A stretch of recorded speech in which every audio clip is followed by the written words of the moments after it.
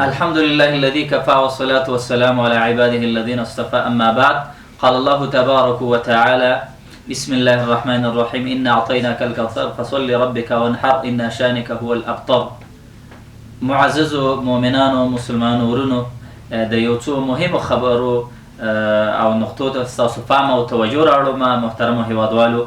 دا چې ذوالحجې یا د لوی اختر میاشت او د الله عز وجل په هغه وخت چې ځمکې او اسمانونه پیدا کړي دي، صحیح حدیث کې راځي الله عز وجل د دې 12 میاشتې ګرځولې او 12 میاشتو کې 4 عزتمندې میاشتې ګرځولې دي چې هغې ته ذوالقعده، ذوالحجه او رجب او دا میاشتې ویل کېږي. زما محترم ورونو د 4 میاشتو عزتمندو نه یوه دا میاشت ده چې د دې ټولو ملتونو، ټولو قومونو او ادیانو کې د دې عزت کېده او درناوی کېده او د دې بېعزتۍ نه بې ځان ساته او د بعضو جرایم او جنایتونو نه.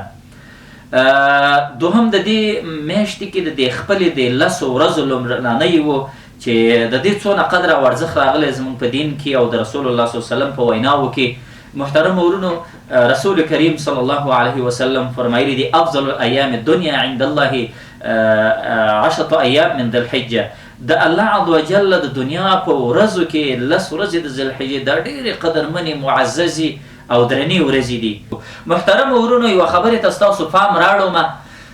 عرفې ورځې په باره کې ډېر زیات احادیث راغلي دي. رسول الله صلی الله علیه وسلم فرمایي احتسب علی الله، زما امید او توقع ده د الله عز وجل نه چې د عرفې د ورځې په روژه باندې یو کال مخکیني او یو کال راتلونکي ګناهونه بخښل کېږي او معاف کېږي.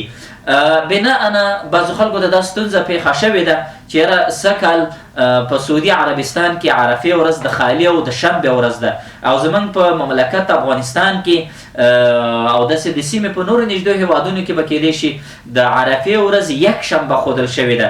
نو موږ څه وکړو؟ مؤمنه وروره، په دې کې تا ته ستونزه نشته. لومړی خو دا واوره، موږ ویلي چې دا میاشت د عزتمندو میاشتو نه ده، په دې کې د 10 ورځې ډېرې قدرمند دي. هر عبادت پکې الله ته ډېر قدرمند دی. روایت کې راغلي د عایشې بیبي حدیث دی رضی الله تعالی عنها چې نبی کریم صلی الله علیه وسلم به د ذوالحجې د میاشتې دا 9 ورځې روژې نیولې. مؤمنه، ته د الله نه توفیق وغواړه چې په دې ورځو کې دا 9 ورځې روژه ونیسي، 2 ورځې ونیسي، 3 ونیسي، 4 ونیسي. ته باید نن شنبه هم روژه شه، سبا یک شنبه هم روژه شه. دا 1 ورځ، 2 ورځې، 3 ورځې دا روژې توفیق دې څونه الله دله درکړه دا ونیسه. اما یو عرفه ده، نو عرفه مکه کې ده. دا واوره چې عرفه مکه کې ده او هغه عمل ته ده او هر چې د عرفې په نوم باندې ده چې هغه د میاشتې د لیدلو د وجې نه ده چې د الله د نبي وینا ده صوموا لرؤیته وافطروا لرؤیته، چې تاسو روژه ونیسئ د میاشتې په لیدلو او ماتې کوئ د لیدلو په شعباني، رمضاني، اختري. موږ په تاریخونو جنتریو باندې نیو مکلف او دا د 4 مذاهبو فیصله ده.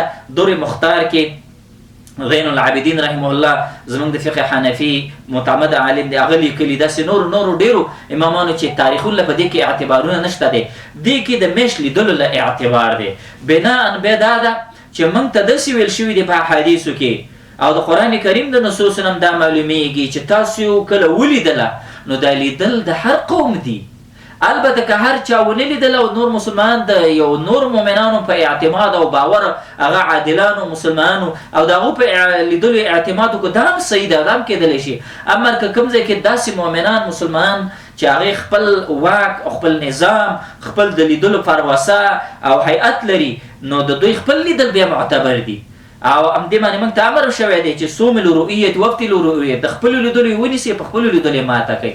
بنا ورونو، په همدې وجه او اساس باندې د اسلامي امیر او واک چې هغه مسلمان وي، مؤمن وي، قبلې ته زموږ څه ودرېږي او هغه په اسلامي احکامو باندې پابند وي، نو د دوی امر په موږ باندې واجب او لازم دی. موږ به د خپل واک او د خپل نظام به منو. او دلته په افغانستان کې دا میاشت لیدل شوې ده او د هغې اعلان شوی دی او د هغې د لیدلو نه حساب د عرفې په یکشنبه راغلی.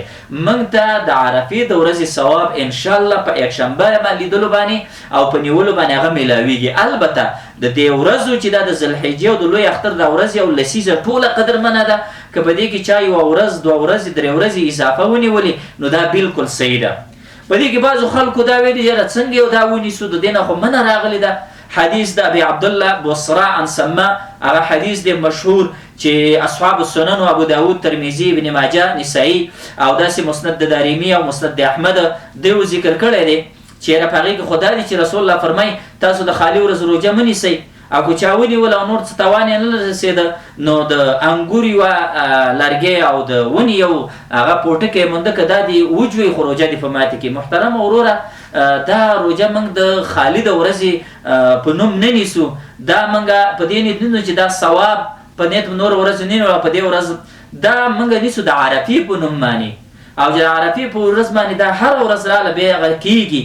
دوهم موږ مخکې ویلې چې دا خو موږ ویلې چې عرفات هغه مکه کې دی او دا د میاشتې په لیدلو باندې دلته عرفات د هر قوم او بلاد او د خلکو هغه خپل دی، لهذا موږ به د دې منل کوو، د دې تابعداري کوو. دلته د یکشنبې ده او په دې کې به ډېر زیات احادیث دي.